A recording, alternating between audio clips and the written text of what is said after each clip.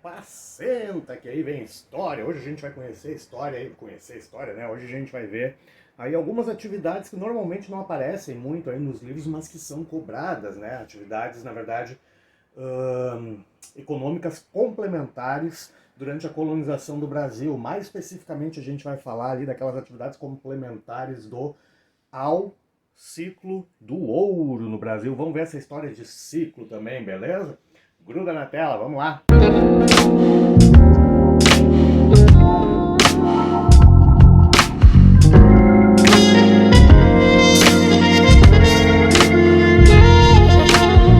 Buenas! Vamos começar falando dessa história de ciclos, né? Se convencionou falar aí na historiografia, nas análises políticas aí, nas análises principalmente econômicas da história do Brasil e do Brasil colonial, nessa questão dos chamados ciclos econômicos. Por quê? Porque a gente percebe que de tempos em tempos aí na colonização do Brasil tinha sempre aí um produto de ponta, né? Que comandava a economia colonial brasileira, né? Que comandava aí, que norteava a colonização brasileira por Portugal.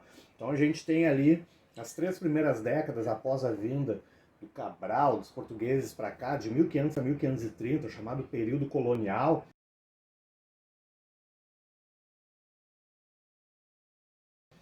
Tem até esse videozinho aí em cima, me atrapalho com nada, tem até esse videozinho aí em cima, aí no card, aí para tu relembrar, a gente já falou nisso aqui. Naquele período de 1500 a 1530, então, os portugueses não deram início à colonização do Brasil ainda, mas vieram várias vezes para cá, foram várias as expedições que vieram para cá, principalmente aí para retirar pau-brasil, né, através daquele contato aí com os nativos aqui e tal, aquele escambo que faziam, né. Então isso caracterizou as 3 primeiras décadas aí da colonização do Brasil por Portugal. Buenas, depois da década de 30, quando eles vêm para ficar, quando os portugueses vêm para dar início, de fato, à colonização do Brasil, o que vai acontecer? Eles já vão trazer mudas de cana-de-açúcar para dar início aí, né, para começar a colonizar o Brasil já com a garantia de algum produto rentável, já que o açúcar tinha um valor elevado, um valor considerável no mercado europeu. A ideia mesmo, a gente sabe, né, encontrar ouro e prata aqui, assim como a Espanha estava encontrando na América Central, né, estava levando de rodo carregamentos aí de ouro e prata para a Europa, para a Espanha. Então a grande expectativa dos portugueses aqui é encontrar também esses produtos, mas enquanto não encontram, então eles vão, né, dar início ao cultivo de um produto rentável também, que vai ser a cana-de-açúcar, né, e a transformação aí da cana então no açúcar. Buenas, o refino, né, a transformação no açúcar. Buenas. Depois aí de mais de 150 anos, já no finzinho do século XVII, vai ocorrer a descoberta de ouro no território, né, na colônia, né, no território então brasileiro, né, na colônia, mais para a região sudeste, região aí que ganhou o nome de Minas Gerais e correspondente aí, né, uma parte ao atual estado de Minas Gerais e uma parte até no estado de Goiás. E aí então o que acontece? Aquele eixo econômico que estava lá no Nordeste, né, onde ocorria o cultivo, o refino, enfim, do açúcar, aquele eixo econômico vai se deslocar para a região Sudeste. Reflexo disso vai ser também a transferência da capital, né? A capital do Brasil, que até então era Salvador, vai ser transferida, e aí a gente já está falando lá no ano de 1763, vai ser transferida então para a região Sudeste, porém, Minas Gerais não tem litoral, né? Então vai ser transferida a capital para o Rio de Janeiro, né? Uma cidade, um local aí com porto, né? Onde essa produção aurífera era escoada para a Europa. Mas isso a gente já sabe, né? E depois vem aquela chamada crise intercíclica e tal, até ser introduzido o café, só que aí a gente já está no Império Brasileiro. Mas essas histórias são manjadas já, são batidas, né? Ciclo do pau-brasil, ciclo da cana-de-açúcar, ciclo do ouro e tal.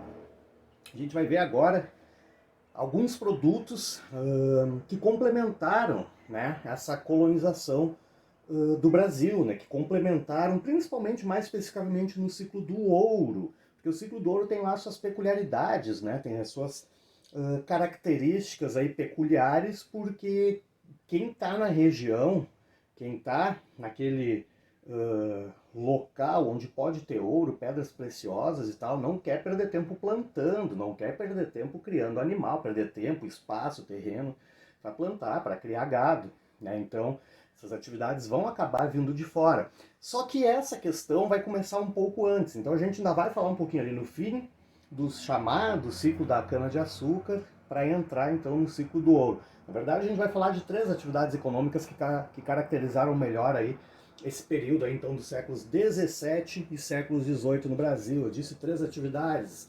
Primeira atividade então vai ser a exploração das chamadas drogas do sertão. Drogas do sertão na época era denominação genérica aí, né, geral, assim utilizada para se referir a plantas que os nativos, né, vamos falar os indígenas, entre aspas aqui, muitas vezes costumavam utilizar como remédios e tal. Na época, por isso droga, né? Na época, em Portugal e na Europa vão ser consideradas como especiarias. Do nome, droga do sertão, por quê? Na época, né, até vamos botar um mapinha aqui do lado, né, o mapa onde se concentra aí a exploração da cana, o cultivo da cana-de-açúcar e principalmente a colonização do Brasil por Portugal ficou durante um bom tempo restrita a essa mancha aí no litoral. Né? Tem até o relato aquele do padre que dizia, né, que os portugueses pareciam caranguejos agarrados à costa, né, não entravam nunca no interior do continente e tal, no interior da colônia. Né? Então o que vai acontecer? Passou, saiu do litoral, começou a avançar um pouco para dentro do continente, eles já chamavam de sertão. Então essas drogas do sertão têm esse nome por causa disso. Buenas, eu falei que aqui eram usadas principalmente como remédio ou como chá pelos nativos, na Europa então como especiarias a maioria delas. Que drogas são essas, né? O que tinha aqui que interessou, que começou a interessar os europeus, os portugueses primeiro, né, a ponto de servir como uma atividade econômica complementar àquela principal, primeiro da cana-de-açúcar e depois do ouro. Cacau, guaraná, pimenta, urucum, castanha do Pará, chamava de castanha do Pará na época ainda, né? Agora tem o nome castanha do Brasil, enfim, essa mesma aí. E vários outros produtos, né? Vários outros tipos de plantas.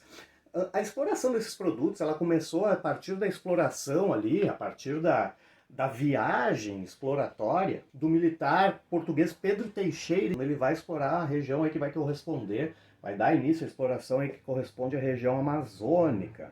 Né? E após essa exploração dele, após o conhecimento de vários desses produtos que tem aí, os portugueses vão começar a dar mais atenção à região, porque vão chegar relatos, vão receber relatos aí de ingleses, franceses e até mesmo holandeses ali entrando na região já de olho nesses produtos também. Vai ser a partir daí então que os portugueses vão começar, como eu falei, a dar essa atenção, vão ordenar a construção do forte do presépio, que vai dar origem então à cidade de Belém, né, 1616 isso, e depois aí o forte de São José do Rio Preto, que vai originar depois Manaus. Tá? Então essas drogas do sertão têm essa característica e serviram, como eu falei, pelo seu alto valor na Europa, serviram como, né, uma economia secundária aí. Primeiro, né, secundária em relação ao açúcar, depois, com a descoberta do ouro, continua acontecendo a exploração dessas atividades, desses produtos, né, então vai ser secundária também ao ouro. Beleza? Segunda atividade econômica. Segunda atividade econômica complementar, no caso, que a gente está vendo aqui, né, o assunto desse vídeo. A criação de gado. As primeiras cabeças de gado vieram para o Brasil já em 1532, já na primeira viagem, né, na viagem lá do Martim Afonso de Souza. Aquela primeira viagem ali com a divisão das capitanias hereditárias para ficar, ele já trouxe com ele aí, já vieram, né, nas embarcações aí, várias cabeças de gado. Depois, quando veio o primeiro governador geral, Tomé de Souza, né, ele já traz também para o Brasil, já traz para Salvador aí mais várias cabeças de gado. Buenas, o gado vai ser explorado principalmente, né, no momento inicial, no estágio inicial na região nordeste, né, na região então produtora de açúcar, e vai ser utilizado lá de várias maneiras, né? A gente sempre vê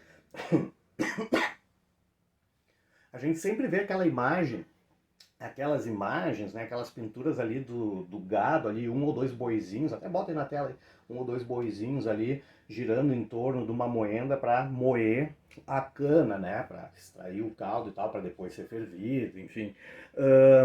Então era utilizado como tração nos moinhos, utilizado como carga, né, puxando carroças, puxando aí veículo, né, com a cana cortada, né, da lavoura para levar até o engenho, vai ser usada, claro, como carne, vai ser usada como fornecimento de leite, abastecimento de leite, couro para botas, calçados, alforjes, carregar produtos e tal. Então vai ser usado aí de várias maneiras no Nordeste, né, durante boa parte aí do século XVI, XVII até. Com a descoberta do ouro, né, mais ao sul, na região sudeste, mais ao sul que eu digo do nordeste, né, com a descoberta então de ouro, com o deslocamento da economia, do eixo econômico para a região sudeste, a criação de gado vai atingir outras áreas. Vai ser aí que o sul do país vai entrar na economia colonial brasileira pela primeira vez como área de criação de gado devido a pastagens imensas, gigantescas, né? Um território fracamente povoado, então área de pastagem tinha bastante, né? Gado bovino, mas também gado muar, mulas e tal, como porque, né, para viagem longa e para carregar carga era bem mais útil, bem mais prático, mas podia se levar cargas a uma distância muito maior com mula até do que com boi ou vaca e tal. Então teve essas funções aqui também no sul no início. E isso já nos leva então à terceira atividade econômica complementar, que é exatamente o tropeirismo. O tropeirismo nada mais era do que o deslocamento de tropas de gado de uma região para outra. Como eu falei, né, na época, quando se descobre ouro em Minas Gerais, não vai, se produz muito pouco alimento ali, né? As pessoas não vão querer, podendo encontrar ouro a qualquer momento, não vão querer se dedicar à atividade agrícola, à atividade pecuária. Então a alimentação, né, gêneros básicos vêm da volta, né? Vão chegar em Minas Gerais, vão chegar na região do ouro, do entorno e de regiões até distantes, né? Então o gado mesmo, né, muitas vezes era engordado no sul e depois, né, levado por tropeiros até a região onde seria abatido, né? Abatido normalmente era abatido na própria região onde seria consumido, né? Já tem ali um pouco o costume, principalmente no Nordeste, né, da carne de sol e tal, mas a boa parte mesmo do gado que era consumido, da carne de gado que era consumida, era batida no local. Vamos lembrar que não tem frigorífico na época. Tá? Buenas, o tropeirismo vai acabar tendo uma série de outras consequências, né? Por quê? Quem está deslocando tropas, quem está movimentando tropas, seja de gado bovino, seja de gado muar, vai acabar fazendo esse caminho longo de centenas e centenas e centenas de quilômetros, aproveitando as oportunidades que surgem, né? Então, se sabe, né, que amanhã, por exemplo, né, vai partir alguém levando gado para o centro, né, para a região sudeste, que hoje a gente chamaria de região sudeste do Brasil, a pessoa tem encomenda, tem carta, tem pacote, tem produto, coisa assim, leva lá e tal, né? Então já cobravam ali alguma coisinha, né, para levar produtos também. Então esses tropeiros também acabavam realizando atividades comerciais, acabavam fazendo serviço de carteiro, enfim, faziam uma série de outras atividades.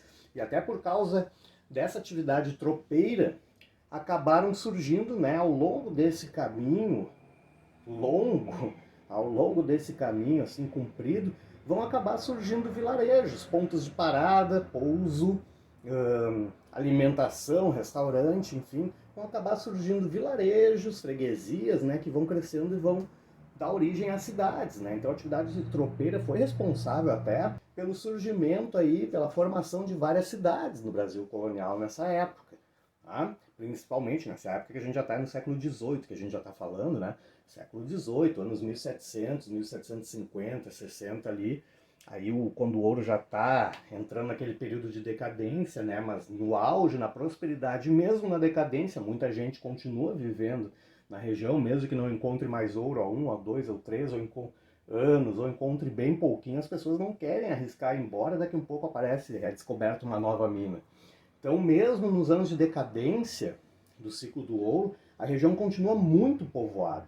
Uma região muito povoada, uma região muito populosa, vai ensejar também o surgimento, né, e a permanência de várias outras atividades. Essa gente toda precisa cortar cabelo, precisa fazer barba, precisa se vestir, precisa se calçar.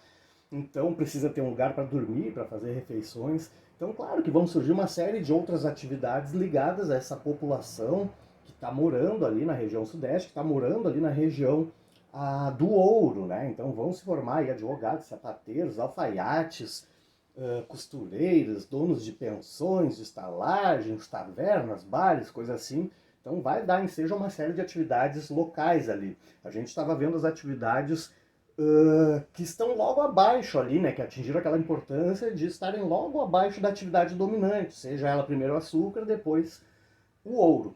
Esse assunto, para a gente encerrar, esse assunto aí, vamos ver como que isso é cobrado, né? Essa questão do tropeirismo caiu já no Enem. Fica aí agora para acompanhar que questão foi essa que caiu do Enem. Olha que barbada de resolver. Beleza? Confere aí. Bora lá então, né? A questão foi lá no Enem de 2010, questão número 19, lembrando, né? Caderno azul, tu tá estudando para Enem, coisa assim. Não foi 19, não. Tá errado. Não, eu tenho aqui comigo, aqui baixados no meu computador, aí o caderno azul. Então, lá no caderno azul, a questão 19 diz assim, vamos lá. Os tropeiros foram figuras decisivas na formação de vilarejos e cidades do Brasil colonial. A palavra tropeiro vem de tropa, que no passado se referia ao conjunto de homens que transportavam gado e mercadoria. Por volta do século XVIII, muita coisa era levada de um lugar a outro no lombo de mulas. O tropeirismo acabou associado à atividade mineradora, cujo auge foi a exploração de ouro em Minas Gerais e mais tarde em Goiás.